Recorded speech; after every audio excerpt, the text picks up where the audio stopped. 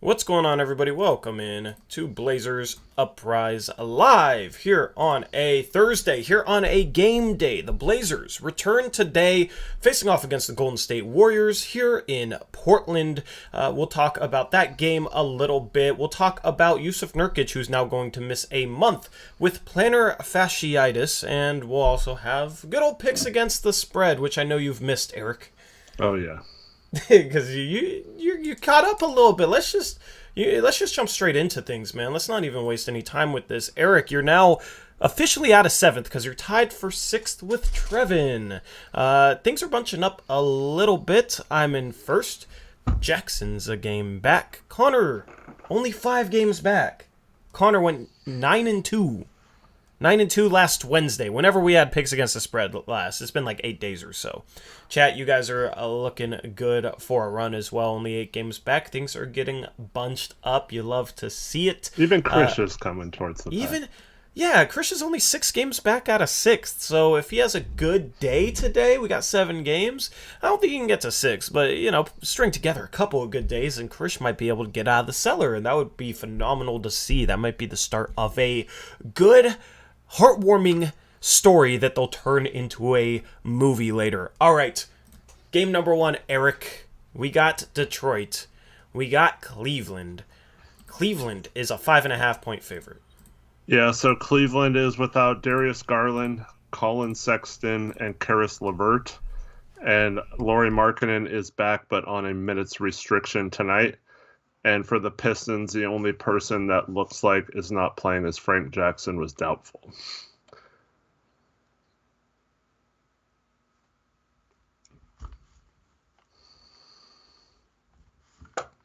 All right, there's the chat poll. What's up, Carson? And shout out to Derek. Congratulations on having your Derek. Baby, man. Congrats, man.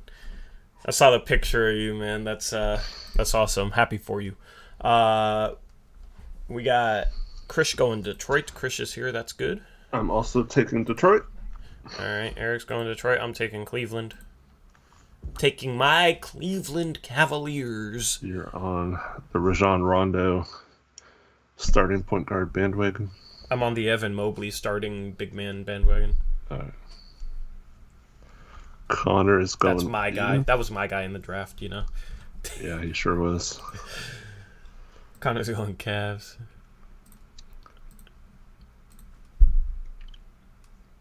Jackson's going Pistons. Let's see. We got Trevin's going Cavs. Trevin Cavs. Waiting on Zach and Chet. Zach is Cavs. Alright, and then Chet is also Cavs. Chet, Cavs, Zach, Cavs. That's game number 1. You got Jackson, Chris, Reese, Eric, everybody else. Cavs, game number 2. You got the Brooklyn Nets hosting the Boston Celtics, but the Boston Celtics are 9-point road favorites. So the Celtics have no one listed on their injury report. And the Nets are without Kevin Durant, Kyrie Irving, Ben Simmons, Joe Harris, and Goran Dragic.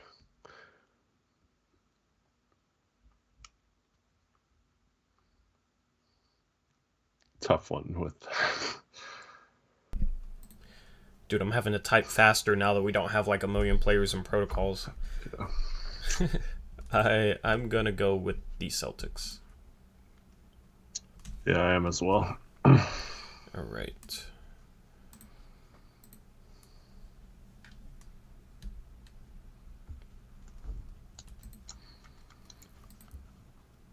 Oh, I just realized what you guys are talking about.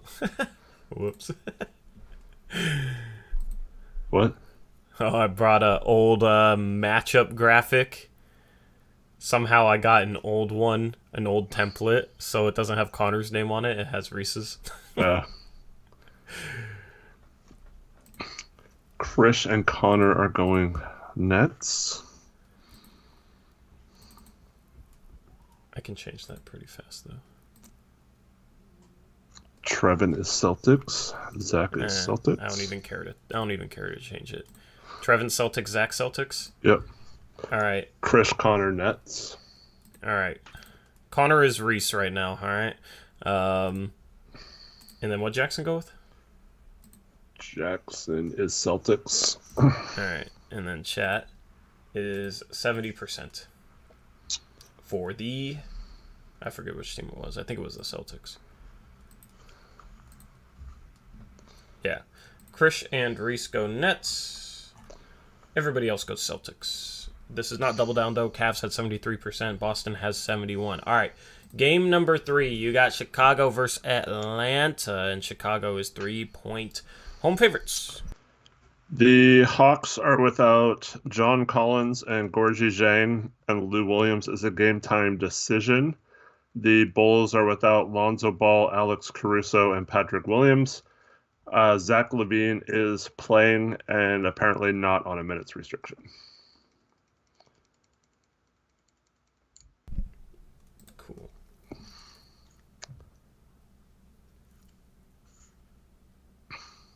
So Bulls have DeRozan, Vucevic, LaVine. Derek Jones, LaVine.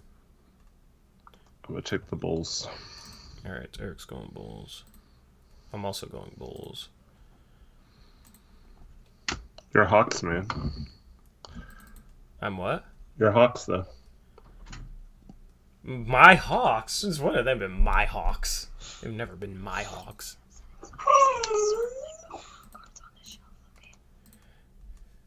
Alright. Here, I'll also fix your nameplate, Connor. Apologies. I'll fix them for the future graphics.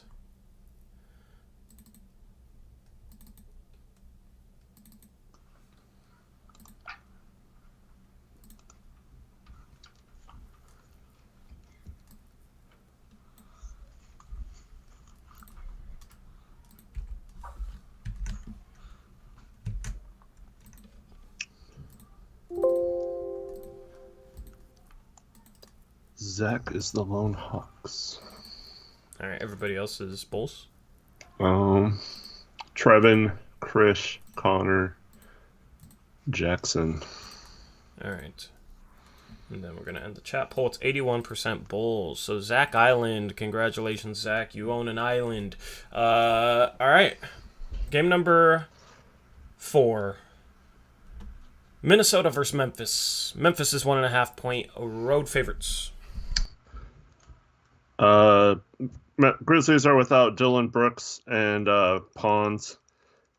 Timberwolves are without Leandro Balmero. And that's it. Relatively healthy game.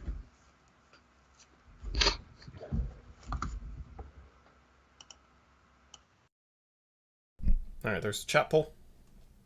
Trevin goes Memphis.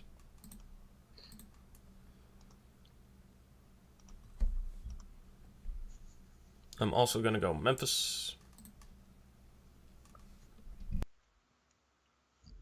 I'm going to take Timberwolves.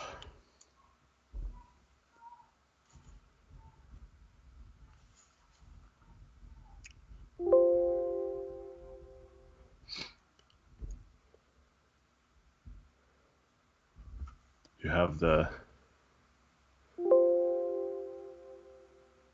up next is all messed up.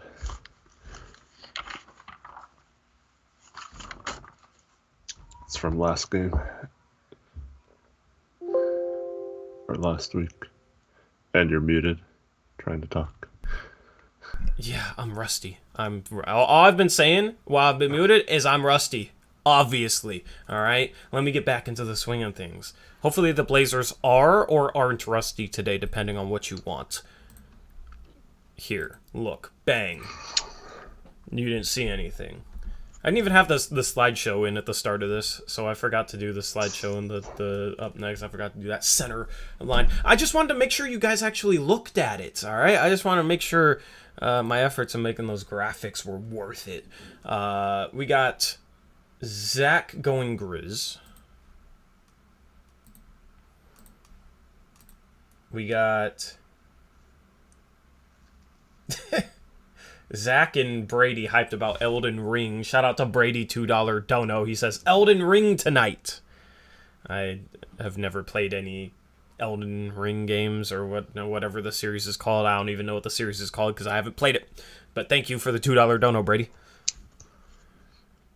Jackson was Grizzlies, by the way.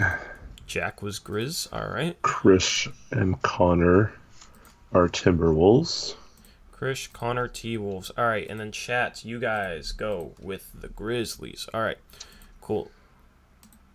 3 games left. Eric, Connor, Krish were Timberwolves. Everybody else, Grizzlies. Game number 5. You got OKC hosting the Phoenix Suns. Phoenix is a 10.5-point road favorite. The Suns are without the usual Saric and Kaminsky, but they are also without Campaign, and the big one is CP3 is out for a while, so they're out of all those guys. The Thunder are without Lou Dort, Kenrick Williams, Ty Jerome, and Mike Muscala.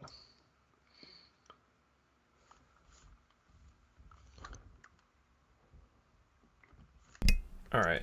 You said Lou Dort, Ty Jerome, Mike Muscala, and who? Kenrick Williams. Okay. It's so hard to like type and think about the names you're saying. Smog says this is there's some surprisingly low spreads, but I don't think he's taking into account like CP3 not playing. Yeah. I'm going Thunder. Shout out to Connor, $10 dono. He says Horizon better sadly. Thank you, Connor, for the $10 dono. Appreciate you. Rip City Brady, $2 dono. Says Elden Ring. Thank you, Brady, for the $2 dono. And then Brady, another $2 dono. Says Horizon is great, Connor. No argument there. So Connor wins the war. Connor wins the battle. Thank you, Brady, for another $2 dono. We're having a battle between video games here, apparently, in the donos. Connor, Jackson, and myself all went Thunder. Krish, Cool. Suns. Connor, Jackson, boom. Krish, Suns. Trevin, Suns as well. Trevin, Suns. And then Zach. What's Zach going with? He's now caught up in video game stuff. Yeah, because he has a $2 dono. Thank you, Zach, for the $2 dono. He says, argument here, Elden Ring beta. And he's going with the Thunder. Thank you, Zach, for that. All right. And then chat is going with the Thunder, 58% of the vote. Trevin and Krish, you guys are together with the Suns. Game number 6. You got Denver heading into Sacramento as a 4-point road favorite. All right, so the Nuggets are without Jamal Murray and Michael Porter Jr. and Vlatko Konkar. DeMarcus Cousins and Zeke Naji questionable. The Kings are just without Terrence Davis in this one. I love the way you said that. Shout out to Connor, $5 dono. He says, Brady platinumed Horizon in a week. Slow down and enjoy it, man. Thank you, Connor, for the $5 dono. And I agree. That dude finished the entire game in like a week. And then Brady $5 dono, Eric. Says, I got the Platin Horizon ready to spend 100+ hours in Elden Ring. This has become a video game stream. Thank you, Brady, for the $5 dono. Go Fortnite. What? Yeah. Okay, well, I'm just going to pretend like you didn't say that. All right.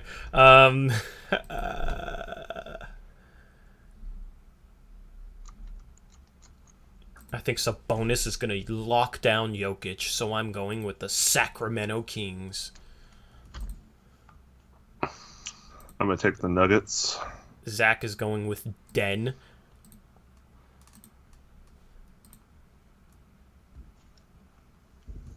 Jackson going with the Nuggets. Krish is with you. Connor is Nugs. Trevin Nugs. And chat is Denver as well. So me and Krish, I'll drag Krish to my island, I guess. Everybody else is the Denver Nuggets. Well, they changed my streaming software like a little bit. I just realized that. What in the world? All right, final game, game number 7. Our Portland Trailblazers versus... Someone's Golden State Warriors. Portland. No, Golden State's a 10-point road favorite. All right, so the Warriors are without Draymond Green, James Wiseman, Andre Iguodala, and Gary Payton II was probable. The Blazers are without Eric Bledsoe, Joe Ingles, Nasir Little, Didi Louzada, Damian Lillard, and Yusuf Nurkic, and then Keon Johnson is probable.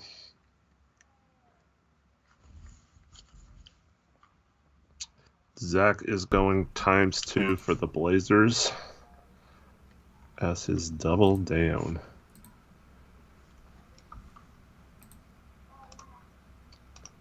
Connor Warriors, Trevor Warriors. Tori's also going Blazers.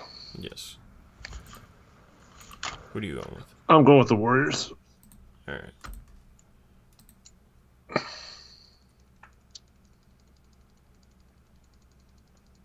Although we do got Drew Eubanks now. Yeah. Portland legend. Waiting on Jackson, waiting on Krish.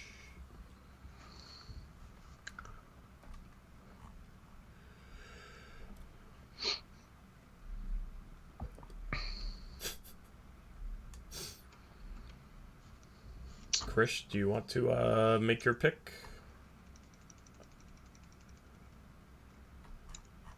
Instead of campaigning to mod Brady. Warriors, sadly. Alright.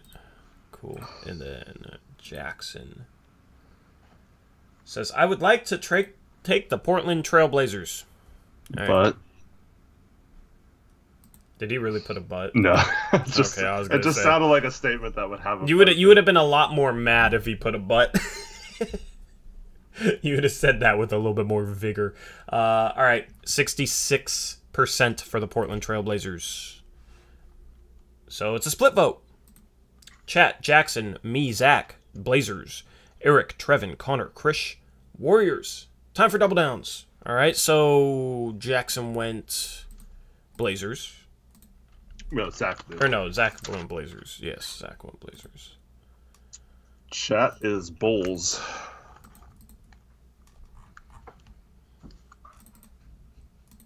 Chat Bulls.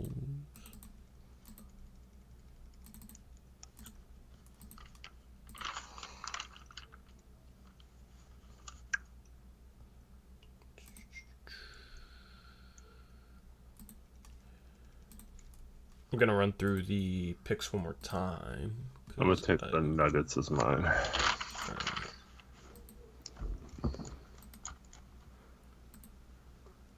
Either Grizzlies or Cavs. You went with Denver? Yep. Cool.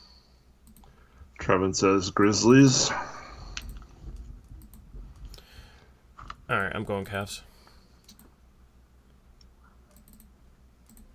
Tired of having the same double down as Trevin every single time.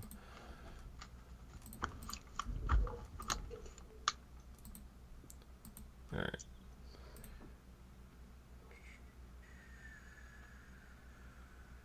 Dang, even this one's messed up, you're right.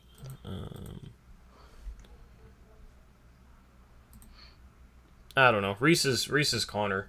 I thought I had that fixed. I don't know what happened. I don't know if it reverted or what. It looks like the streaming software updated, so I don't know.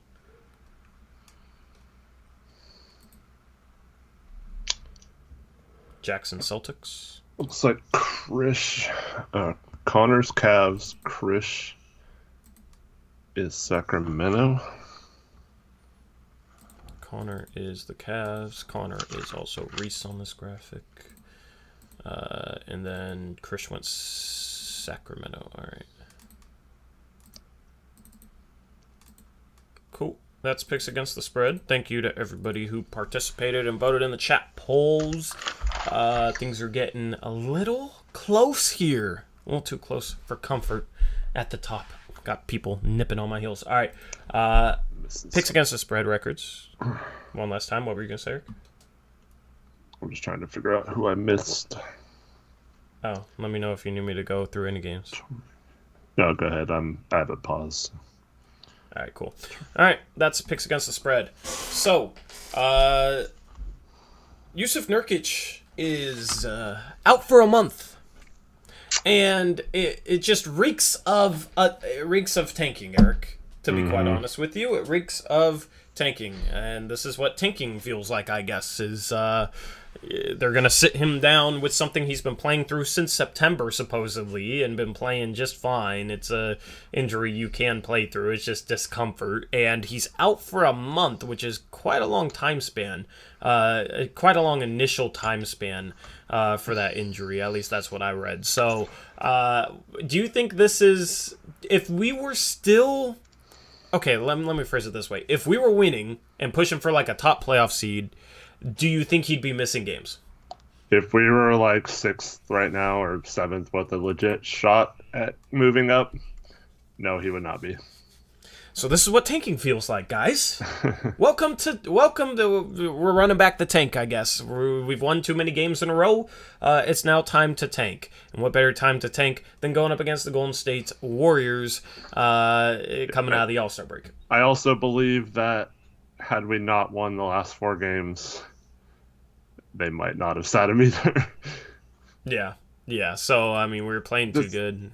The other part of this, too, is I think Nurk was playing through it because he didn't want it to negatively affect his contract situation and his free agency this summer. So there might be a hint there that we've given him. I mean, you can't come to terms, I guess, but you could. They could basically be saying to him, "You're part of our future. We're bringing you back.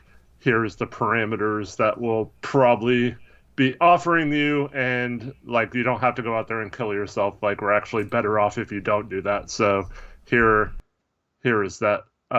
Like just sit out for a while." And I'd be surprised actually if he came back at the end of this 4 weeks. Yeah, it'll be interesting to see where the team is in the standings, and it'll be interesting to see if they do bring him back. They got 2 options to start. Mm-hmm. If this happened before the All-Star break, they would have only really had one, but they got Drew Eubanks on a 10-day contract. I think because they knew Nurkic was going to miss this time. So they could start him, or they could start Watford. I pray that they start Watford. Mm-hmm. Fingers crossed that they start Watford. I think he deserves it. He's been with the team all year. I want him to get as many minutes as possible.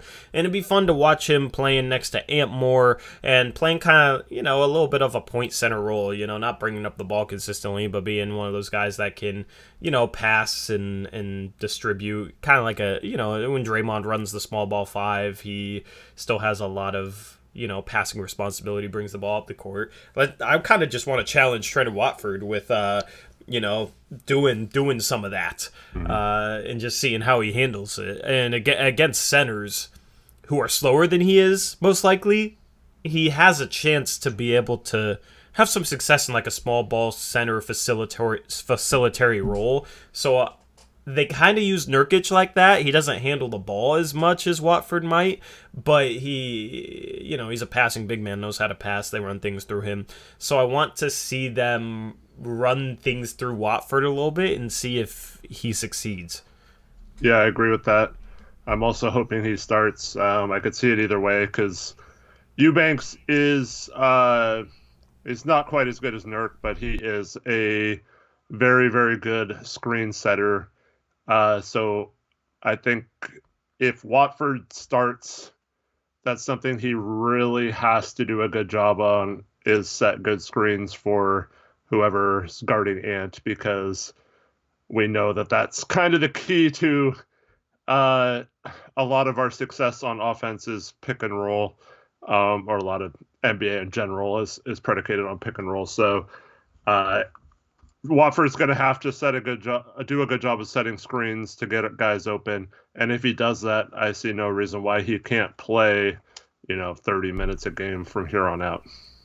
Yep, agree. So, I don't know. That's the fallout of the Yusuf Nurkic injury. And so Chris is asking in chat, we can sign 10-day guys to 2 10 days. So after this, we could have Eubanks for basically 20 days. I heard I think Eubanks actually said this, that they kind of agreed to have him come here about a week ago, but it was the All-Star break, so it made no sense to waste days before that.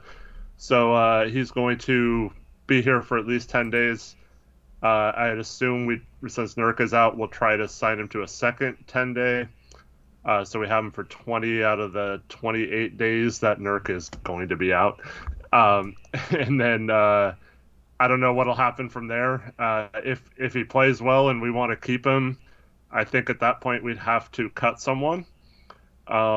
So, I mean, it's pretty much Macklemore at that point, which would be I think we have until Tuesday. I think March 1st is the date when you have to be off the roster to be eligible to be signed for another team and play in the playoffs. So we could do a favor to Macklemore, I guess. Not sure if we even care at this point of having a second center or if it matters. The only other thing I can think of would be to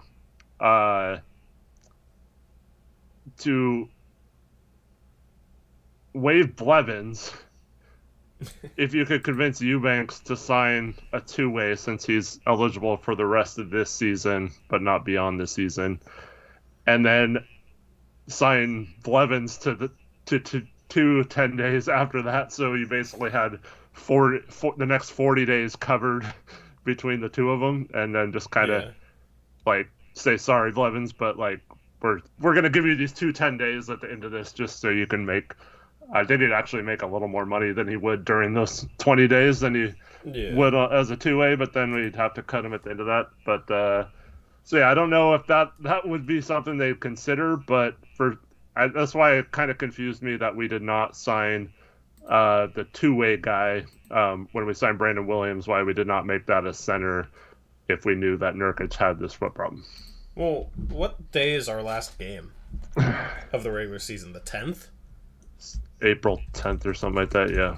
Days until April 10th, 2022. 45 days from now. Mm-hmm. So that almost covered the span of the entire season. Yeah. So that might be doable. That might be what they do. We'll see. But you got to keep Keljub Blevins on the team. Actually, he's been improving so much. I don't know. You can't play him to ruin the tank. Anyway, I forgot to end the poll for picks against the spread for the Blazers. I just realized that. Anyway, there it is. It wasn't their double down. It was 63% Blazers. It's kind of staying there anyway. I just saw it hovering up there in chat. Anything else you want to talk about in regards to Nurkic? Everything that the Blazers have said, and I'll put Ingles in the same category. Mm-hmm. So like we had the Dame Draymond interview, which we can talk about in a little bit if you want, but Dame mentioned Nurk as the part of the future. We have Asia Jones in an interview mentioned both Nurkic and Ingles. We have several others. Like pretty much everyone who's talked about our future has mentioned both Nurk and Ingles being a part of it. And even Casey Holdall had a tweet today, or yesterday, I guess it was, after Ingles had a surgery, saying that every indication he's gotten from the team is that they plan to try and keep him and stuff. So, I'd be surprised if Ingles can walk. I mean, I guess he has no ties here. I'd be surprised if Nurk left this offseason. So I'm pretty confident he's going to be back next year. And I'm pretty confident that we are going to at least try to re-sign Joe Ingles as well. Yeah, I'm not worried about Nurkic leaving at this point. I don't think they would have kept him if they were worried about him leaving. I think he likes the style of play in which we've been playing with. And I did, sending him out a month just says that we're going to bring him back to me. And maybe we're a little generous in terms of our contract offer to him, but I think we can afford to do it if we're not butting up against the tax or the tax apron after we use a potential $10 million mid-level exception. So, I expect Nurkic in a Blazer uniform next season. In terms of him playing there at all the rest of the season, I mean, he's out a month. That's 30 days. There'd only be 2 weeks left after that. So if we're tanking and we're losing some games, I don't think we bring him back. If we're winning some games, I don't know if we bring him back for a play-in. I don't know what the situation is. It's obvious that this organization is trying to tank. It's their moves at the deadline were to get worse this season. And then they're sitting out Yusuf Nurkic. The 4-game winning streak was a mistake. Or not necessarily a mistake from the players or the coaches, but like the front office, I think, was trying to tank, and then these guys come out here and play a really good brand of basketball and win some games. And you're not going to tell players or the coach to try and lose on purpose. You don't want to establish a losing culture, and players aren't just going to go along with that, right? You want to establish the correct culture. But ideally, from the front office's point of view, you establish a better brand of basketball and you're competitive in some of these games, you just end up losing them, so it's the best of both. And they've ended up winning some of their harder games recently, and the schedule lightens up later on in the month of March. So I don't know if it's going to be feasible to tank to like 7th or 8th. But it seems like they're going to try, because I definitely think Nurkic would still be playing. Well, the good news is I'm pretty confident the Kings, Pelicans, Spurs all are at least not in full-on tank mode like we are. So they're actually going to be actively trying to win games. We're actively trying to lose games. So I guess that's the best thing we can hope for, is that happens. Mm-hmm. But, man, what if they still keep winning? That's what I'm worried about, man. I mean, on it, like, because the next few games are tough. So if they keep winning through this and then head into that 11-game winning streak, having won, say, 7 out of 10 or something, they go 3-3 over these next few games or whatever, that'd be pretty crazy. Yep. There are only 2 games out of 7th. Mm-hmm. I can pull up Tankathon, actually. Here, let me do that. Where did I have that? Yes, Tankathon. Cool. Alright, so here is Tankathon. Let me center it. I don't know why it's not centered. Center. There we go. Cool. Let me put it above our name tags, too. Alright, so that's Tankathon right now. This is what the odds are looking like. You got Portland tied with New York for 9th and 10th, which would be a 17% chance. They flatten out the odds when there's a tie. And then New Orleans is tied with San Antonio. New Orleans is tied with San Antonio. So, only 2 games back of 7th. So it's still possible to get up to here. At that point, if we were alone in 7th, I don't know what our percentage would be, because this 29% is averaged out between 7th and 8th, because there's a tie for 7th and 8th. Sacramento's only 3.5 games worse than us at 6th. Mm-hmm. So I think 6th is the ceiling of our potential tank. I don't expect it, but I think that's the ceiling. I don't think we're getting up to 5 with Indiana.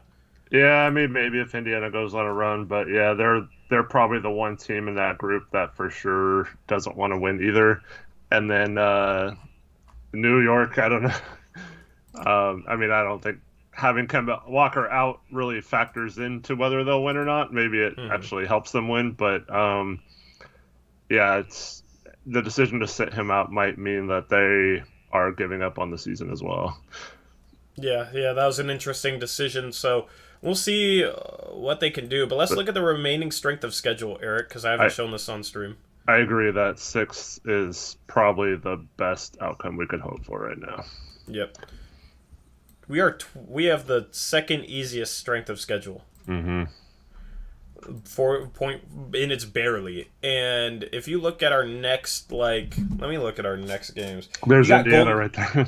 Yeah, you got Golden State, and then you got Denver, and then you have Phoenix. After that, our schedule's definitely going to be last. Yeah, after that, our schedule is definitely going to be easier than any teams in the league. We then got Minnesota, a winning team twice in a row, and then Utah.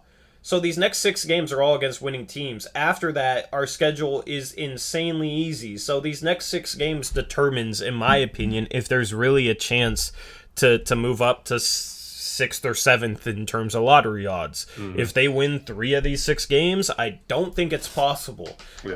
I think it's a situation where like they'd have to go like 1-5, because after that, and I've said this on stream multiple times, but I'll say it again. After that, you got Washington. These are all losing teams except for the Nets. You got Washington, Atlanta, New York, Brooklyn. Then you start the super easy stretch. Indiana, Detroit, San Antonio, Houston, OKC, New Orleans, San Antonio, OKC, New Orleans. Right? So San Antonio 3 times. Hopefully they're playing to win. Hopefully they're playing well. But still, that's extremely easy. And even without Nurkic, these guys are playing a good brand of basketball, and they're still going to try and win basketball games. Go CJ. Yeah, it's gonna be a situation where we I don't know, like this next 6 games I think is gonna determine things. Speaking of the tank race, are you at the point where you're rooting for the Pelicans? Because I'm almost at that point.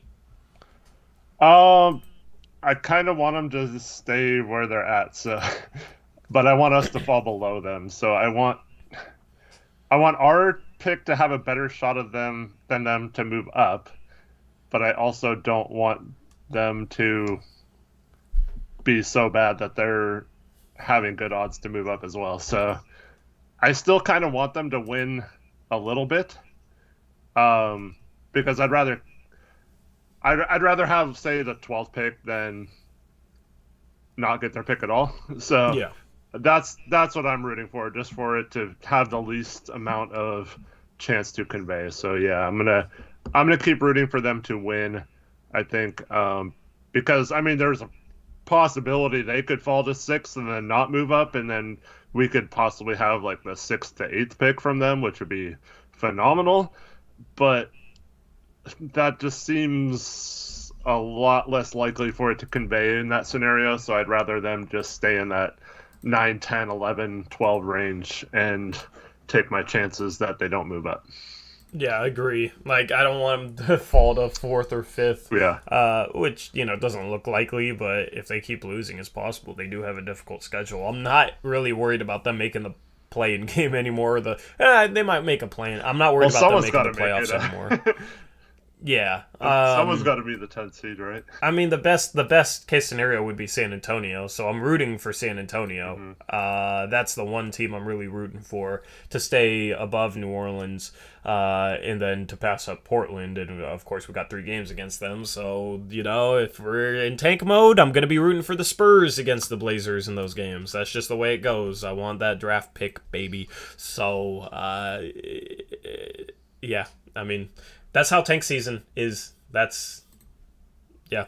I think best case scenario right now, us flipping with New Orleans and San Antonio, so we'd be 7th, New Orleans falls to 8th, and then San Antonio moves into the play-in. Yeah. Yeah, that would be ideal. And then if we move up into the top 4 and New Orleans stays at 8, we could have, 2-8, 3-8, 1-8. That would be intriguing because you could take a player with the top 3 pick, and then that 8th pick you could shop around and maybe get something. You could put that into play. I wish we could get like a top 3 pick in the 7th pick, because I think there's a drop off between 7 and 8 in terms of prospect quality. The top 7, in my opinion, and let me know if you disagree with this, Eric. This is in no particular order. The top 7, in my opinion: Jabari Smith, Chet Holmgren, Paolo Banchero. That's my top 3. And then you have Jaden Ivey, Shaedon Sharpe if he enters the draft, Johnny Davis, and AJ Griffin. That's the top 7, in my opinion. I know you like Keegan Murray. I mean, Sharpe is tough. I don't really.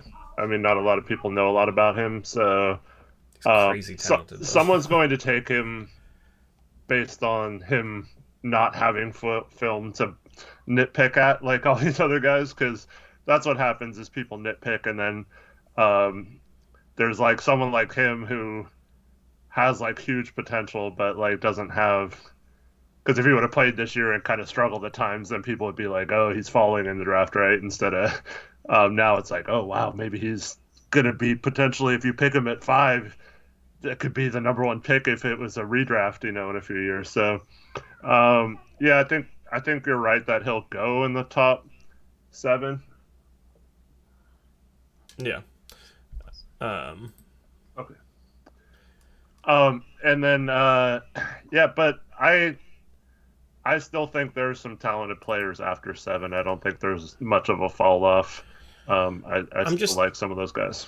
I'm just thinking in terms of trading the pick. Teams are going to. I think teams are going to see a drop off between 7 and 8 in terms of value. I think the 7th pick is much more valuable than 8th because you guarantee yourself one of like Sharp, Davis, or Griffin. And I think teams will have those guys kind of a tier above anybody else in the draft beyond that. Yeah, my problem, though, is I wouldn't want to trade any of those guys. I mean, it depends on who you're getting. If you can turn the 7th pick somehow into Pascal Siakam and you can get, I don't know, a Chet Holmgren, and you can start Siakam, Holmgren, and Nurkic and do what the Cavs are doing, like, I would do that in a heartbeat. What, you start Siakam at the 3? Yeah, with Chet at the 4 and Nurkic at the 5. Bro, the Cleveland's been having success starting Markkanen at the 3 and Dean Wade at the 3. So, I think both Chet and Siakam can guard 3s. And you have 2 rim protectors behind that. I would be intrigued. And both those guys can dribble and pass and shoot at the 3 and 4. Do you not think it would work? I don't like that much. Why? I don't know, because you always talk about shooting. I know Chet can shoot, and Siakam's okay shooting, but that's, to me, kind of questionable shooting-wise. And guarding quicker perimeter guys would be a problem, I think. I mean, Chet's shooting 45% from 3, and then... No, I know, I said Chet can shoot. Yeah. I just... How would that be more questionable than starting Siakam with Nurkic at the 4 and 5 and then like Nas at the 3? It's not. But like giving up what we'd have to give up to do it is the problem. I don't know. Yeah, but I mean, Nas can guard perimeter players better than any of those other guys, I think. I think Siakam. I don't know. I mean, I haven't watched his defense enough. Siakam's been playing center this year. Now asking him to go down to the 3, I think will bring back a lot of stuff from the previous couple of years where he struggled. Yeah, but like, I don't know. See, like Cleveland's had a good defense, and they've been starting Garland with, I don't know, they've rotated in like who's starting next to Garland, and then they've been starting Dean Wade or Lauri Markkanen at the 3 for the most part. Mm-hmm. And their defense has been good. And I don't think Markkanen or Dean Wade, you know what I mean? I mean, I guess if Chet's Mobley, but that's a lot to ask. Yeah, I mean, but I would trust Siakam more on... See, that's the thing is, I need to watch more Cleveland games to see exactly how it works, because their defense has worked with that, and I would have never thought you could have a good defense with Garland and then with Markkanen or Dean Wade at the 3. Right? Like, those guys seem slow against 4s, let alone 3s. Well, they run like a zone with Mobley on top. It's like a 1-2-2 zone, and Mobley is at the center, and they do a lot of creative things out of that. So see, I don't know if we can replicate that. I mean, I feel like you could put Siakam at the top there or Chet. And both are rangy guys with length. So, and Chauncey is creative. That would just be intriguing to me. That would be fun, and I think it could work, right? Like, I don't know. So, Near012 says, I want a high draft pick, but that means it'll be 8 months till we get to be actually excited about watching basketball. I mean, what does that change if we don't get a high pick, though? I mean, 8 months? It would be 6 months, right? Because the season ends April 10th, and then 6 months from that would be October 10th. We'd be in preseason. I think he's saying from right now, because the rest of this season would be meaningless. Oh, I mean... But, I mean, it's pretty much already been determined. I don't know if there's much to change that. Yeah, I mean, I'm not excited to lose in the first round, so I mean, I'm excited to watch some of these guys play. I'm excited watching Ant. It's more so just enjoying watching individual players play. That's really what the rest of the season is going to be for me. While rooting for the team to lose, because I still want that top 3 pick. Um, but yeah, Priest, I don't know how much I agree with that. I don't think it's as big of an advantage for Jabari as people think it would be. Chet can guard the perimeter. Do you want to read that donation? Yeah, shout out to Mike Posner, $5 donor, says, I want Jabari next to Dame, Nurk, and Ant. How lucky do we need to get in the lottery to trade up to number 1? Would 3 and 6 be enough? I don't think we're able to trade up if we do not get. Either we'd have to get 1 or we have to get 2 or 3 and have teams ahead of us take, say, like Chet or Jaden Ivey or something. I don't think any team who gets number 1 is going to trade back. Unless they don't want Jabari, and they know we do. Kind of like what Boston did with Tatum. I don't think Jabari's the clear-cut number 1 at all. But that's what I'm saying. I'm saying that would be the only way we could get him. I don't think we're trading up. I could see a team. I mean, it would be kind of reminiscent of when the Celtics traded down from 1 to 3 to take Tatum. Yeah. I did not hear you say that, and I was actually listening, so I don't know. I guess I blanked for a second. It could also be a situation where the top 3 guys in this draft, whichever team is number 1, values them somewhat evenly, and if they can get a Johnny Davis and one of those guys, they're happy with it. I absolutely would not trade 3 and 6 for number 1. Okay? I am very even on Chet, Banchero, and Chet, Banchero, and Jabari. I'm pretty even on those guys. I've actually slightly soured on Jabari a little bit because I keep watching him and it's like, I know he can shoot. I want him to get to the rim more. And he doesn't get to the rim. He, like, I don't know. Like, he just doesn't get to the rim. And he's shooting 44% from 2. And a lot of it is like he'll start to drive, kind of turn his back, and then shoot a fadeaway. So every game I watch Jabari Smith, I'm just like, can he get to the rim? Can he beat his first guy, draw a second guy, and make a pass for somebody else? And I haven't really seen that, so I'm not even like sitting here like Jabari's the number 1 player. Because at this point, I think I would maybe put Chet above him. Mm-hmm. Chet and Jabari are my 1 and 2. I would just say, I mean, if Chet was in a tougher conference, would he be getting to the rim either? That'd be tough to know. But I mean, he played a tough non-conference schedule, and he's playing the WCC is not bad this year. Yeah, it has three tournament teams and a borderline tournament team. That's but like Jabari struggled against Georgia, who's terrible. You know, like Jabari struggled against some bad teams, so I don't think it's a situation where it's necessarily due to strength of opponent. It just seems like, honestly, there's a lot of times where I feel like Jabari has a little bit of a step, but he's so confident in like his mid-range turnaround, he just settles. Yeah, but I mean that's something that's easily correctable in my opinion.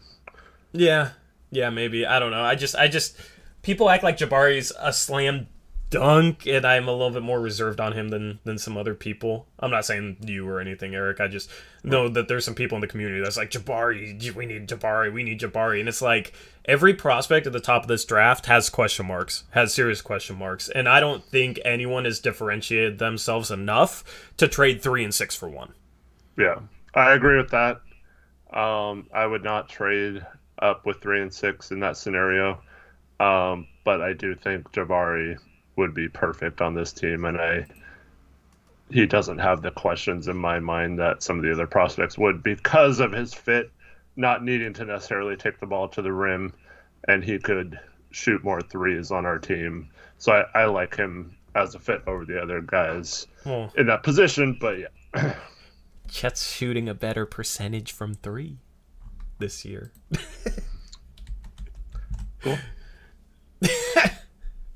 He doesn't shoot as many off the dribble, though. It's more just kind of like catch and shoot basic threes. So I can't put too much stock into that. But yeah, both those guys can shoot. Banchero, that's the one question mark with him, I think, because he's more physically developed than both guys. But he's shooting 29% from 3. That's why he's not in my top 2 is I don't know if I can trust him to knock down threes right away. I think he'll maybe get there and be an average shooter, but the fact that he's shooting 29% from three in college has me a little bit worried when you got Chet shooting 44.6 and Jabari shooting 42.5. Banchero's out here 28.9. Mm-hmm.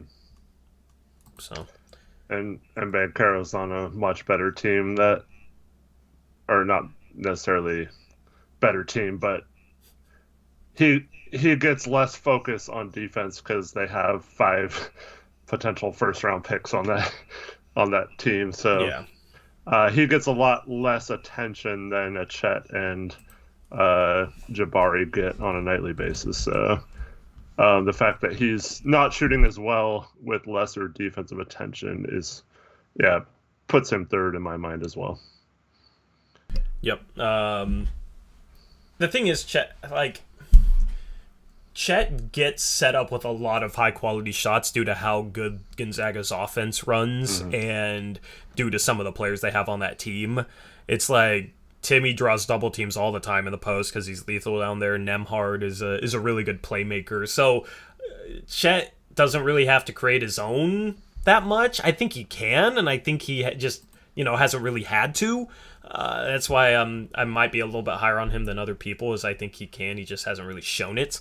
But he's been super efficient, but he's gotten just terrific shots all season long because of the offense that he's in, which might make it easier compared to somebody like Jabari, who has to create a lot of his looks. Mm-hmm.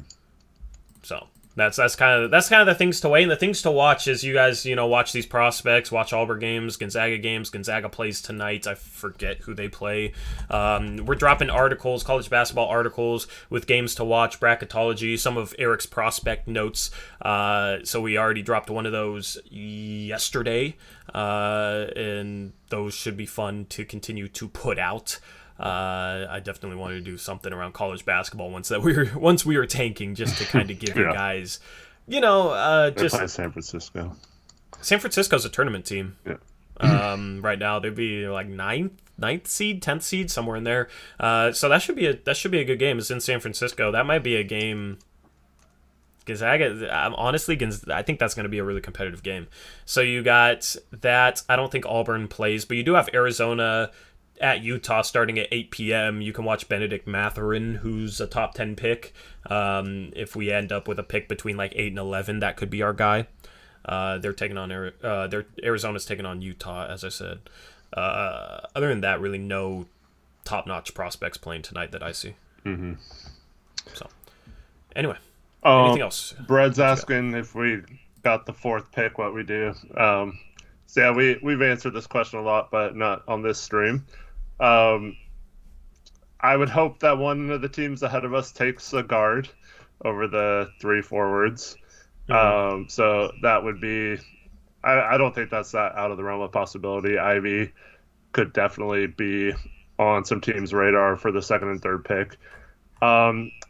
If not, maybe you look at moving down a few spots if someone's willing to give you an extra first to move down a couple spots so you don't have to reach. But honestly, I mean, most people probably won't agree with this, but I'm always take best player available. So if you think Ivy's going to be a star just because he's a guard, I wouldn't pass on him at that spot. And then you have a tradable asset with one of your other guards, right? So you could maybe look to move a Josh Hart, or Hart can actually play some 3 a little bit, and you worry about what to do later. But it's kind of like the mindset of the 2017 draft when I wanted to take Donovan Mitchell. Is just like you worry about it. It's a good problem to have if you have 3 stars or whatever. So I would just take best player available, but I understand the look of how it's going to be if we take a guard. So I would maybe try to see if there was a team in that 6-7 range that was willing to move down a few spots, and then you take, you get AJ Griffin and maybe a future first or something out of it instead of just taking the guard. But yeah, I don't know. That's a tough spot to be in, though. Yeah, I want to see Jaden Ivey's measurements. He's 6'4" with a 6'10" wingspan. Supposedly, I want to see exactly what his height and wingspan are, and then what his standing reach is. He might be too high to even measure at the combine, though. Mm-hmm. Johnny Davis, same thing, 6'5", and he has, I don't know, he didn't have a listed wingspan anywhere that I could find. So he looks like he has some long arms, though. Maybe he can play some three. It's undersized, but if those guys are coming off the bench as like a sixth man, maybe it works. Or at that point, you play hard at the three, and you have like Hart and Nas at the three, and then you have a three-guard lineup with Dame and whoever we draft. It just gets iffy with if we get the fourth pick. It's just an iffy situation. Honestly, gut feeling, if we got the fourth pick, I think we just take AJ Griffin. Yeah. But that's what I'm saying. I mean, yeah, if that's who you think is the best player, do it. But like if the team at 5 or 6 really wants Ivy and they're offering you something to move down a spot or two, yeah, I would probably consider that as well. But this is the first year where I mean, so metrics aren't everything, right? But there's so many guys for me that, like Mathurin, for example. If he measures a legit 6'6" with like a good wingspan, he's going to bump up to me a little bit, right? But if he measures 6'4.5" with a mediocre wingspan or something, like I'm going to knock him down towards the end of the lottery, you know? And same thing with you mentioned you think AJ Griffin's going to have some poor measurements due to his low shoulders or whatever. Yeah, I think his height and his wingspan might be fine, but I think like his height in wingspan to standing reach ratio is going to be low because he has he has real low shoulders, and I know that sounds funny, but when you find a picture of him, you guys will know what I mean. Yeah. So yeah, like I mean, if he ends up having a fine standing reach, then yeah, I'd definitely consider him at 4. Like if he's small forward size. But yeah, so there's so many of those guys in that range. The top 3, obviously, you know, their measurements are going to be fine, so I'm not worried about any of them. But from beyond that, it's like there's so many guys who could move up into that 5 to 7 range if they have really good measurements, and there's some guys who could fall to like the 10 to 14 if they don't. Yeah. Yep. Draft's going to be interesting, man. I'm really looking forward to the rest of this college basketball season and March Madness to watch some guys, because I haven't watched as much college basketball as I wanted to so far this year. I am going to watch Gonzaga in San Francisco tonight. That game is on ESPN2, so if you have ESPN2, you can take a look at Chet. And let me know what you think. You know, it's time to start scouting guys. So Saturday, there's a bunch of big-time games. Yep.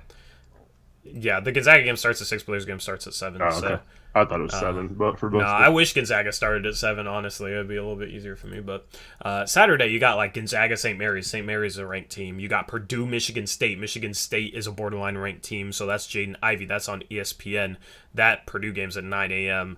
The Gonzaga game I just listed was at 7 p.m. You got Auburn, Tennessee. So Jabari going against the 17th ranked Tennessee team. You got UCLA, Oregon State. Never mind.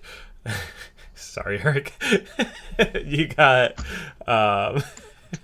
Arizona's playing. I mean, we won like what 3 games this year. I know it doesn't matter. Dude, I was hoping you guys would follow up that run with some sustained success, man. That would have been cool to see. It sucks. At least you guys almost made a Final Four. That was a cool run last year. Man, Play-by-Play has a question that's right. You're going to love this question. Do you think UCF's going to make the tourney? USF? South Florida? Are you talking about San Francisco? Because he already answered that one. But yeah, San Francisco, my latest bracketology, I had him at a 10 line. So right there with like North Carolina, Miami, TCU. If you're talking about USF as in University of South Florida, they're not even close. San Fran. Yeah, San Fran's on a 10 line right now. So if they win this game, they're going to bump up to a 9, maybe up to an 8, being the number 1 team in the country. If they lose, they're probably not going to get docked too much. They'll probably slip to maybe an 11 seed, around the 10-11 line. But yeah, I did bracketology in that article I dropped, so if you want to know which teams have a good enough resume to be in the tournament if it started today, if they made the selection show today, go read that article. Just go to blazersuprise.com. Yeah, Eric's plugging the link. Yeah, there you go. So the letter O says to wait for the tourney because Ja came out of nowhere and the draft order will change. While I agree partially with that, I am excited to watch certain players. Like in that article I mentioned, Keegan Murray is a guy who, if he can carry Iowa to a deep run or something like that, or some of these guys from small schools might come on the radar like a Steph Curry did, for Davidson, that kind of thing, or CJ for Lehigh taking down Duke. Those kind of runs are always special, and get a guy who no one knows about, on the map, and it's fun to watch players just how they play in that kind of pressure and environment of a one and done type scenario. But I will say Tori and I were both can proudly say that we were on the Ja train a lot more than just the tourney. We were for pretty much the whole year I was on the Ja train. I don't know exactly when you came aboard it, but I think pretty early, and I was sitting there saying that the Pelicans should have taken John number 1, and everybody was calling me crazy. Yeah. We both had injury concerns about Zion, so we both would have considered Ja number 1. I think ultimately, just because of the hype and, Ja obviously is a star too and has a lot of fanfare and things like that, but just passing on a guy when you're a team like New Orleans, you have to worry about kind of ticket prices and stuff like that. So I don't know if they necessarily made the wrong decision, but everything we were worried about with Zion is coming true, unfortunately. And so it's hard to know just how good he'll be moving forward. And then you have a bona fide MVP candidate in John. I mean, that was our first stream on Blazers Uprise. So if you want to go back, you can see that both of us were kind of loving the second pick there in that draft. So yeah, I think it was the consensus number 2 pick before the tournament, though. Yeah, because he had a phenomenal year. So obviously, yeah, things can change in the tournament. I don't see things changing in the top 3. I don't see things changing in the top 6 or 7. Davis might pass up Ivy if he leaves Wisconsin on a run, but I don't think Davis is going to jump into the top 3 with those 3 big men. That's just kind of how I see things going. Even if you think Davis is better than him, I just think whichever teams are 1 through 3 are just going to end up valuing those 3 bigs because it's a little bit harder to get bigs with what they bring than like a guard like a Johnny Davis or a Jaden Ivey. So I think teams are going to value those 3 bigs first, and then we'll see from there. Yeah, the only thing I'll say is if Banchero struggles, I could see him falling to 4th or 5th maybe. Yeah. And Ivy, if he plays really well, I could see him sneaking into the top 3. Like I said, it's possible. Yeah. It's possible. I would just say it's less likely. I would just say it's more likely that doesn't happen, but it's possible for sure, and that's what's fun about seeing the tournament play out. Anyway, if anybody was curious, that is my latest bracketology. If you wanted to know where certain teams were ranked, just figured I'd throw that up there, especially since I spent so long working on this graphic. I spent like all start break working on this, making all the logos 3D, all those logos in there like 3D, and we might have to do picks against the spread for tournament games just so I can use these graphics a little bit more. But that would be fun. Anyway, anything else for this live stream, Eric? So Fuzzy was asking if we're going to talk about the Lillard Draymond interview. I guess we can talk about that tonight. Yeah, we can talk about the time. I didn't really watch it. I mean, just if there's any like key sound bites from Dame, we should talk about it for sure. I watched the whole thing. It's an hour long. It was a long I mean, main takeaways. One is I think Dame's going to make people pay for anyone who is doubting him or anything like that. Yeah. Yeah. And other takeaways we can wait for tonight. Mm-hmm. All right, because we will have a post-game show. Hopefully we're able to catch you then. Anything else that you want to end off the stream with, Eric? Nope, I hope everyone has a good rest of your evening, and I hope to see you tonight on the post-game show. Yep. With that being said, that's a wrap for this episode of Blazers Uprise Live. Thank you for joining us, making us a part of your Thursday afternoon. Hopefully we catch you later tonight, but if not, hope everything is well. Until next time, as always, peace out. Go Blazers.